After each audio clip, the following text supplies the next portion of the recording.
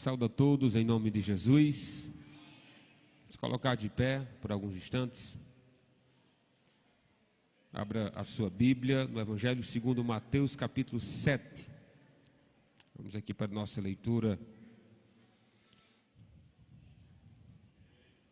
Nosso texto base, né? Evangelho segundo Mateus, capítulo 7, a partir do versículo 24. Para a nossa meditação dessa noite. Logo após eu convido aqui o Santiago, para orar, intercedendo por mim e agradecendo a leitura. Evangelho segundo Mateus, capítulo 7, a partir do versículo 24, diz assim: Todo aquele, pois, que ouve estas minhas palavras e as pratica, será comparado a um homem prudente que edificou sua casa sobre a rocha. Caiu a chuva, transbordaram os rios, sopraram os ventos e deram com ímpeto contra aquela casa, que não caiu, porque fora edificada sobre a rocha.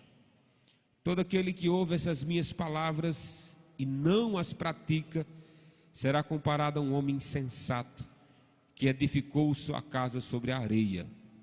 Caiu a chuva, transbordaram os rios, sopraram os ventos e deram com ímpeto contra aquela casa. E ela desabou, sendo grande a sua ruína. Vamos orar ao Senhor.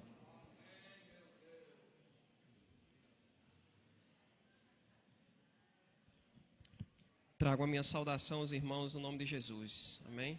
Oremos.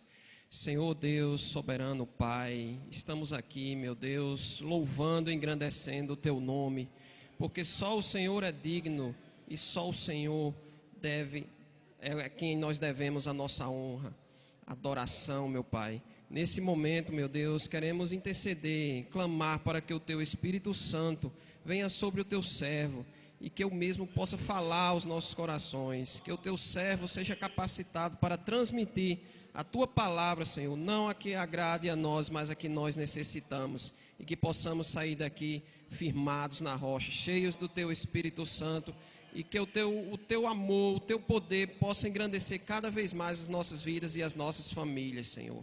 É o que nós Te pedimos e Te agradecemos, no nome de Jesus. Amém. Amém. Glória a Deus. Podem se assentar, meus irmãos. Na oportunidade, já aqui, parabenizamos a todas as mães por esse dia, né, dedicado exclusivamente a vocês. Que Deus conceda a cada um de vocês muitas bênçãos, muita paz e harmonia no lar de cada um de vocês.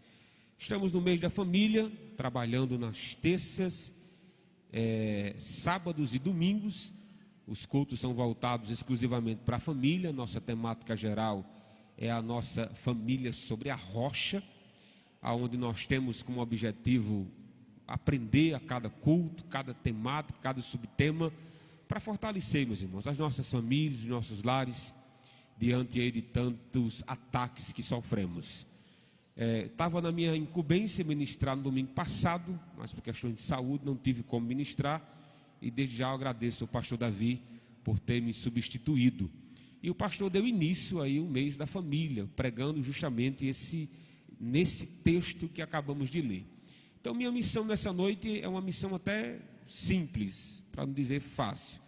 Eu vou seguir os passos do nosso pastor em relação à mensagem passada, só que ele pediu para me usar outras palavras, dizendo a mesma coisa. Eu disse, então tá certo, querido. Porque a temática é semelhante, é praticamente a mesma do nosso pastor, mas nada melhor, meus irmãos, de que revermos os conceitos que já foram aqui ditos e aplicar os princípios da palavra de Deus para fortalecer a nossa casa diante aí da vontade do nosso Deus. Esse texto final que lemos, que vai aí do capítulo 7, versículo 24 ao 27, é um texto conclusivo. Jesus está encerrando o Sermão do Monte. E ele encerra, claro, de maneira transparente, objetiva, simples de se entender, que diz respeito a essas duas construções: construção sobre a rocha e construção sobre a areia. E o ponto que Jesus quer frisar é justamente sobre a prática. Praticar todos os princípios, todas as leis, todas as orientações, as ordenanças que ele deu, começando do capítulo 5 de Mateus. Lembrando que o Sermão do Monte é o capítulo 5, 6 e 7 de Mateus. Então, para nós entendermos bem de que se trata essa parábola, ou então essa alegoria ensinada por Jesus, melhor dizendo, nós devemos olhar alguns versículos antes. Então, se você puder deixar a sua Bíblia aberta, vai nos ajudar bastante. A minha temática é os alicerces, ouvir e praticar. Essa é a minha temática. Os alicerces, ouvir e praticar. Para que a gente, antes de compartilhar com os irmãos os princípios que nós devemos praticar à luz da palavra de Deus, vamos ver aqui as verdades que Jesus Cristo disse antes, poucos versículos antes dessa fala conclusiva, aí no versículo 13 e 14.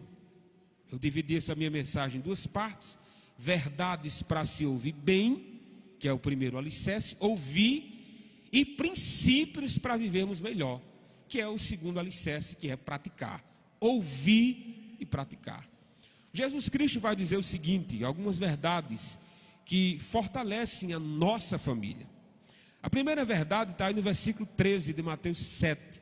Se você puder acompanhar a leitura conosco, deixe sua Bíblia aberta. A verdade é simples, é que a porta é estreita. O versículo 13 e 14 diz assim: entrai pela porta estreita, larga é a porta, espaçoso o caminho que conduz para a perdição, e são muitos os que entram por ela. O 14 diz: porque estreita é a porta e apertado o caminho que conduz para a vida, e são muitos que acertam por ela. Observe, irmãos, mais uma vez Jesus dá dois exemplos. Se nós estamos falando sobre duas construções, uma sobre a rocha, outra sobre a areia, aqui Jesus novamente dá dois exemplos clássicos. Primeiro exemplo, ele está dizendo o seguinte: meu amigo, tem duas portas, uma é estreita e outra é larga. Para que nós ouçamos bem esse alicerce, para que nós ouçamos bem a verdade de Deus que nos abençoa, que nos fortalece, é que essa porta estreita é agradar a Deus, é viver de forma estreita. Meus irmãos, não dá para passar a nossa vontade na vontade de Deus. A porta é tão estreita, meu irmão, que só cabe você, tá bom? Não cabe as nossas bagagens, os nossos achismos, ou então as nossas pretensões. Irmãos, nessa portazinha estreita, nesse alicerce que Jesus Cristo está frisando, que é ouvirmos bem a verdade do Evangelho, que é ouvirmos bem os princípios da sua palavra, ele está dizendo assim: olha, é estreito, mas preste atenção, não é porque é estreito, meus irmãos, o nosso caminhar, de que não vale a pena trilhar por ele. Não é porque é dificultoso o viver cristão que não vale a pena trilhar por ele, de que não vale a pena trazer sua família à casa de Deus, de que não vale a pena firmar a sua família na palavra de Deus. Não é porque é difícil, meus irmãos, que deve ser rejeitado. A questão não é essa. Jesus disse: olha, é bem verdade que há uma porta larga, aonde você trilha do jeito que você quiser, leva a sua família para onde você achar melhor, mas qual o final dessa porta larga? Aí Jesus Cristo disse: é a perdição. E muitos são que entram por ela.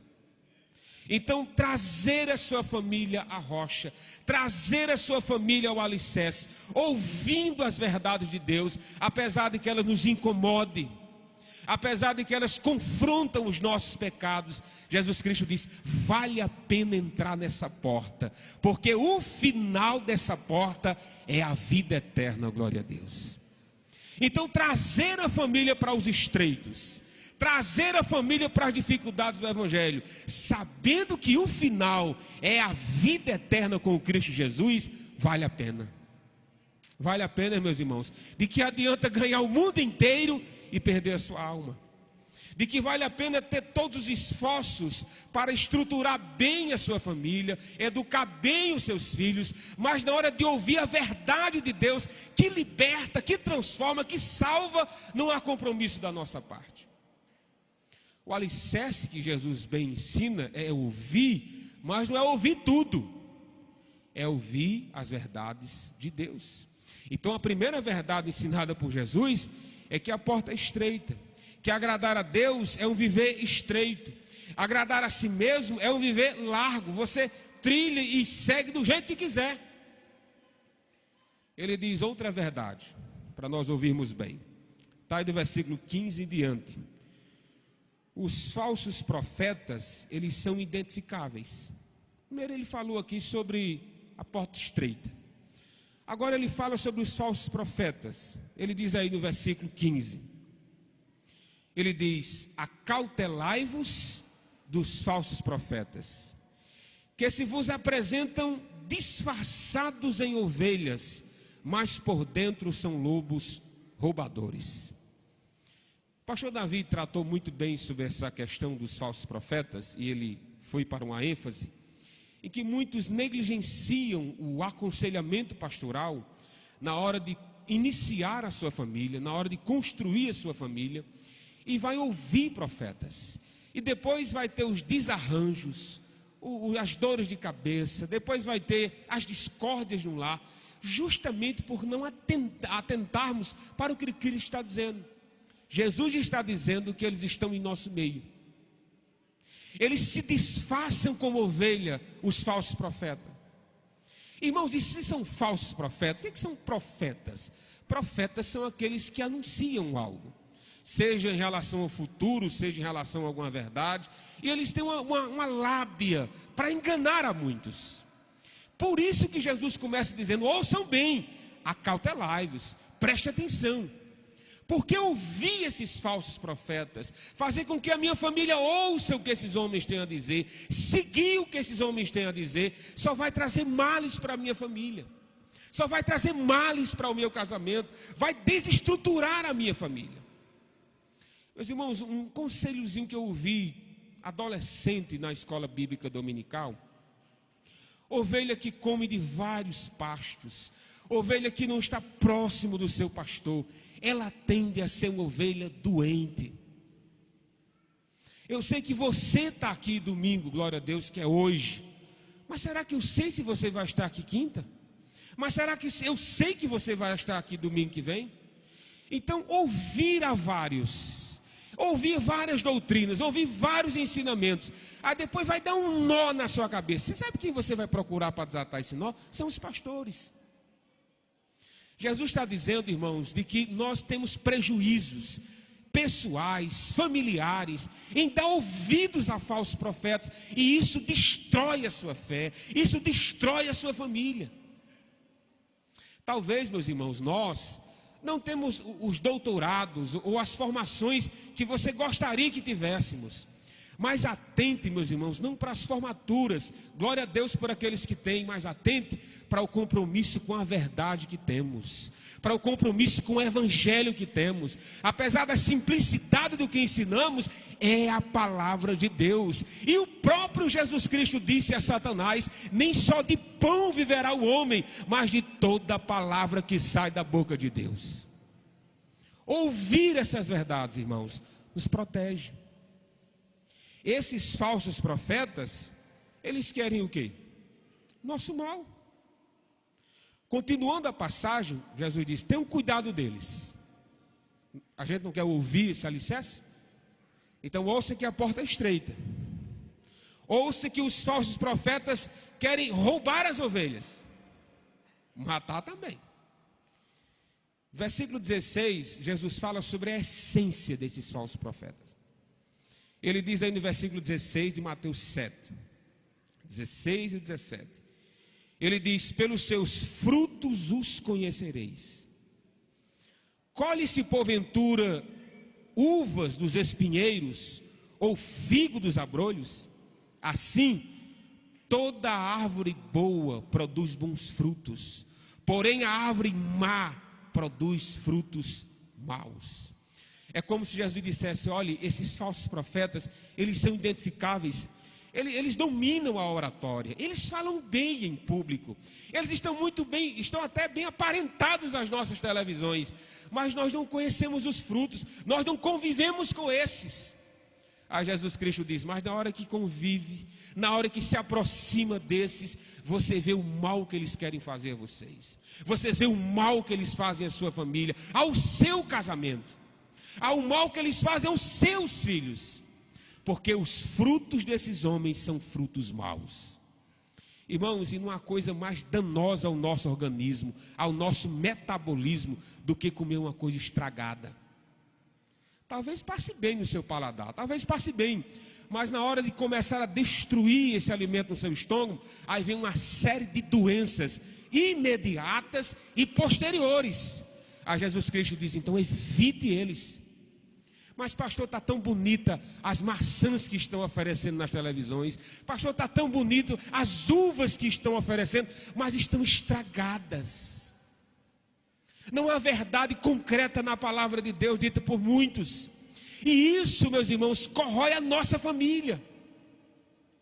Aí Jesus disse: cuidado com eles. Ouçam bem essa verdade. Cuidado com eles. Pelos frutos conhecereis esses homens. Esses homens têm por a sua essência a maldade. Pastor, qual é o destino desses homens? E daqueles que os seguem, né? Versículo 19, Jesus disse: toda árvore que não produz bom fruto é cortada e lançada ao fogo. Não há meio termo, irmãos, em relação à verdade de Deus. Ou você está nela ou fora dela. Ou você é um servo de Deus ou você não é um servo de Deus. Eu sou quase um servo de Deus. Não, então você não é um servo de Deus. Pastor, eu estou quase alicerçado sobre a rocha. Não, você ou não está alicerçado sobre a rocha, ou está. Ou você está construindo sobre a rocha ou sobre a areia. Não tem meio termo. Pastor, a metade da minha casa está na rocha, mas a outra está na areia. Não existe essa construção espiritual. Não existe. Então, se o primeiro alicerce é ouvir, mas é ouvir a verdade que liberta. É ouvir as verdades que Cristo ensinou. Sobre a porta estreita, sobre os falsos profetas. E por último, está aí no versículo 21 a 23, as declarações vazias. Olha o que diz aí o versículo 21. Jesus disse, esse é um dos textos mais conhecidos, né? Ele disse: nem todo o que me diz Senhor, Senhor, entrará no reino dos céus. Que declaração, né? Que declaração. Um dos cantores mirins, ele chegou até a ganhar em primeiro lugar no programa de Raul Gil. O nome dele é J.A. Uma voz inconfundível, realmente tem uma voz singular. Esse jovem chegou a gravar uns 2 a 3 CD na Central Gospel do pastor Silas Malafaia, o jovem J.A. Depois de muito tempo, passou sumido, e depois o J.A. retornou em público, nas redes sociais, no YouTube, ele retornou. Mas retornou dizendo que não é mais o que era. Retornou dizendo agora que não é mais J.A., agora é uma mulher. E essa declaração dele, eu tenho a seguinte frase, eu aprendi isso de mamãe: meu filho, quem tem boca diz o que quer. Não é verdade? Ele retorna ao Brasil, ele estava em alguns países vizinhos aqui, o nosso. Ele retornou ao Brasil dizendo o seguinte: olha, eu continuo crente, eu continuo louvando a Jesus, mas eu sou só mulher. Eu era homem, mas agora sou mulher. Então, meus irmãos, observe como é que está trilhando aí o evangelicalismo no país, não é? Houve uma época em que um indivíduo que se afastava da casa de Deus, ele dizia: eu estou desviado. Eu conheci essa época, irmãos. Eu estou desviado, pastor, ora por mim, eu estou precisando retornar. Mas hoje, se encontrar com esse, se você perguntar: mas como é que você está? Está desviado. Quem está desviado é o cão. Já se sentem ofendidos com a pergunta que temos. Mas é justamente isso que Jesus está tratando. Jesus está dizendo: nem todo que me diz Senhor, Senhor, entrará no reino dos céus, mas aquele que faz a vontade do meu Deus. Meus irmãos, não há problema em nossas declarações. Eu sou um cristão, eu sirvo a Deus, mas essas declarações só são válidas fazendo a vontade de Deus, praticando a palavra de Deus. Diga o que você quiser dizer aos seus amigos, dentro do seu lar, no seu trabalho, mas o que valida, o que dá a credencial do que fazemos, irmãos, é a obediência à palavra de Deus, é se realmente imitamos a Cristo. Irmãos, preste atenção que eles não disseram Maria, Maria, eles disseram Senhor, Senhor. Eles não disseram nomes de homens, eles estavam dizendo Cristo é o meu Senhor, Cristo é o meu Senhor. Aí Jesus diz, apartai-vos de mim, porque eu não vos conheço. Quer dizer, é possível ouvirmos, irmãos, esses, é possível. Mas o ponto aqui é, nós somos fáceis de identificar aqueles que estão longe de nós, que estão afastados. Mas será que tem alguém perto do seu lar, dentro da sua casa, que está longe de Deus? Precisando voltar à palavra do Senhor. A construção é tão clara, não é? Ou sobre a rocha ou na areia. Ouvindo as verdades de Deus e praticando-as. É justamente o que Jesus disse: aquele que faz a vontade do meu Pai que está nos céus. Como se não bastasse as declarações vazias, que são más notícias, Jesus ainda fala sobre aqueles que declaram que trabalham em nome de Deus. Olha o que diz no versículo 22, que o negócio piora, né? Versículo 22 diz assim: muitos naquele dia hão de dizer: Senhor, Senhor, porventura não temos nós profetizado em teu nome? Em teu nome não expelimos demônios? Em teu nome não fizemos muitas maravilhas? Quer dizer, como se não bastasse as declarações vazias, que tem Cristo como Senhor, ainda tem uma declaração de trabalho. Eles estão dizendo, eu estou trabalhando. Existem duas interpretações aqui, nessa passagem. Existe uma maneira de ler a Bíblia à luz daquele que escreveu. Mateus está escrevendo com uma maneira narrativa. Quem está dizendo isso aqui, essa expressão, são as pessoas dizendo a Jesus. Então tem a possibilidade dessas pessoas estarem mentindo. Essa declaração de que expulsou o demônio, essa declaração de que profetizou em seu nome, não é Jesus que disse isso. São as pessoas que estão sendo condenadas. Então, uma interpretação clássica aqui é que eles estão mentindo. Em teu nome expulsamos demônios. Jesus disse: em teu nome profetizamos. Não é Jesus que está dizendo, é eles que estão dizendo. Então, é possível que eles estejam querendo enganar Jesus no último minuto. Eita, vamos mostrar aqui as nossas credenciais de trabalho, que vai dar para a gente passar aqui nesse negócio. Você sabe qual a resposta de Jesus a essas declarações? Nenhuma. Jesus não disse que eles estão mentindo ou dizendo a verdade, porque é óbvio que eles estão mentindo. É óbvio que eles estão querendo enganar Jesus no último dia, na última oportunidade. Aí a resposta de Jesus é tão clara. Jesus diz: apartai-vos de mim, eu nunca vos conheci. Apartai-vos de mim, vós que praticais a iniquidade. Quer dizer, eles enganavam dizendo que expulsava demônio. Eles estavam se enganando dizendo que estava profetizando em nome de Cristo. Isso, irmãos, é Jesus dizendo: há duas construções, uma sobre a rocha e outra sobre a areia. O alicerce de ouvir é ouvir a verdade que liberta, é ouvir a verdade que nos aproxima. E o último, o alicerce, é praticar. Mas praticar o que, pastor? Eu destaquei aqui 3 observações para a gente frisar. Ele diz aí no versículo 23. Vou ler para os irmãos. Eu lhes direi explicitamente: nunca vos conheci, apartai-vos de mim os que praticais a iniquidade. Irmãos, se há um apartar, se há um afastar de Jesus, porque pratica a iniquidade, e aqueles que fazem a vontade de Jesus, há um aproximar. Se ele diz: apartem-se aqueles que constroem sobre a areia, apartem-se aqueles que profetizam mentira, apartem-se aqueles que vivem uma vida de iniquidade, o contrário é: aproxime-se, Você que quer fazer a vontade de Deus, você que quer agradar a Deus, você que quer trazer sua família à vontade do Senhor, você que quer trazer sua família à rocha, aproxime-se de Deus, pois há espaço para a sua família, glória a Deus. Há espaço de refúgio, aqueles que correm para os braços de Cristo. Há espaço para a minha família e para a sua. Sermos resguardados das maldições que há no mundo. E o resguardar aqui é praticar, meu irmão. É obedecer, rapaz. Obedecer de uma maneira tão simples. Primeiro princípio, meus irmãos, é uma fé que agrade a Deus. Eu vou citar aqui os versículos de Hebreus 11:6, que a gente conhece.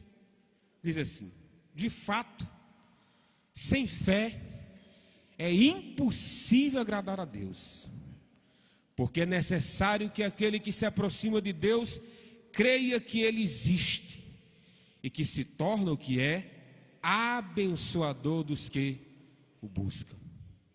Meu irmão, creia que você serve um Deus que abençoa. Ele é galardoador dos que o buscam. Ele abençoa aqueles que o buscam. Não é em vão trazer a sua família à casa de Deus. Não é em vão ter compromisso com a palavra de Deus. Não é em vão praticarmos a palavra de Deus, mesmo que seja árduo. Jesus diz: aquele que quer vir a mim, renuncie-se a si mesmo, tome sua cruz e siga-me. Meu amigo, tomar cruz, mas siga-me. Siga-me que tem vida eterna, glória a Deus. Siga-me que há restauração. Siga-me que no final tudo dará certo. Mas para isso é preciso acreditar. Segunda observação desse princípio de Deus, praticar, é o prazer em Deus.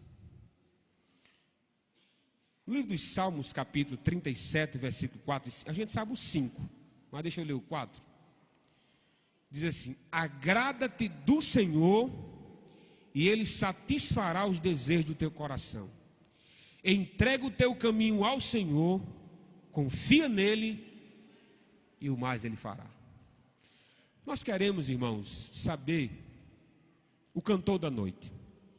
Eu não tenho nenhum problema com isso, porque eu também quero saber às vezes quem é o cantor da noite, por gostar, por querer ouvir de perto. Nós queremos saber quem é o pregador da noite. Também não tenho nenhum problema com isso. Eu também gosto de ouvir alguns, e outros eu escuto menos. Mas o nosso dever é ouvir a todos. Mas há algo na rocha que nós nunca devemos esquecer: é o deleite em Deus. Independente de quem cante, independente de quem pregue, independente do que eu tenha, Deus é o meu deleite. Sabe quem foi que disse isso? Davi. Davi disse assim: o Senhor é a minha herança. Quer dizer, Davi não disse que o reino era a sua herança, que o ouro era a sua herança, que os bens materiais eram a sua herança, mas que Deus era a sua herança. Ter Deus como seu Senhor, aproveitar a presença de Deus, deleitar-se da presença de Deus, já é algo maravilhoso. Já vale a pena, irmãos, estarmos reunidos nessa noite sentindo a presença de Deus. Já vale a pena voltarmos para casa dizendo: Cristo nos visitou mais uma vez, a sua presença foi real em nosso meio. A presença de Deus é a razão da nossa existência. Sentir a sua presença, adorá-lo, bendizê-lo, gozá-lo da sua presença. Irmãos, é dissociável. Não dá para dissociar, separar quem Deus é do que Deus faz. Deus já se apresentou a nós como Criador, então já mostrou o que Ele faz.